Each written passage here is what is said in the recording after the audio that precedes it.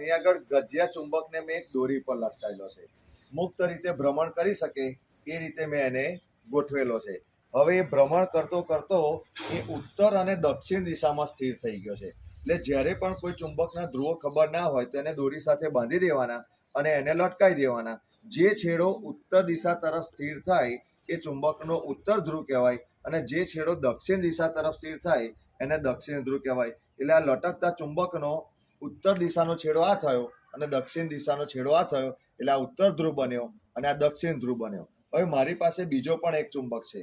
હવે આ ચુંબકના ધ્રુવો કયા છે એ મને નહીં ખબર, તો હું આ ઉત્તર ધ્રુવ નજીક બીજા ચુંબકનો છેડો લાવું છું તો દૂર જાય છે એટલે અપાકર્ષણ થાય છે. એટલે બે સમાન ધ્રુવો છે એટલે આ ઉત્તર થયો. હવે હું આની દિશા બદલી નાખું છું અને આની નજીક લાવું છું તો એ આકર્ષે છે. એટલે આ ઉત્તરની જોડે મારા હાથમાં રહેલા ચુંબકનો કયો થયો? દક્ષિણ છેડો થયો. હવે ફરીથી આ પ્રયોગ કરીએ કે આ દક્ષિણ છે, દક્ષિણની જોડે લાવું છું તો અપાકર્ષણ થાય છે. પણ હું છેડો બદલીને જો મારા હાથનો ઉત્તર કરું છું તો એ આકર્ષણ અનુભવે છે.